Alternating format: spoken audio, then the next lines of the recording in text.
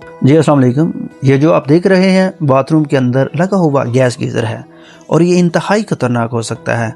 अक्सर लोग जगह की कमी की वजह से गैस गीज़र बाथरूम में लगा देते हैं, लेकिन ये एक गलत और ख़तरनाक फैसला है। बाथरूम में हवा की आमदरफत कम होती है, जिसकी वजह से गैस लीकेज, दम घुटना या हत्ता के ब्लास्ट भी हो सकता है। अगर चिमनी, प्रेशर वाल या गैस पाइप सही ना हो तो हादसा किसी भी वक्त हो सकता है। गैस गीज़र हमेशा खुली और हवादार जगह पर लगाएं और बाथरूम के अंदर लगाने से परहेज़ करें। अपने और अपने घर वालों की जान की हिफाजत करें। गैस गीज़र को सही जगह पर लगाएं। अपना ख्याल रखिए। अल्लाह हाफ़िज़।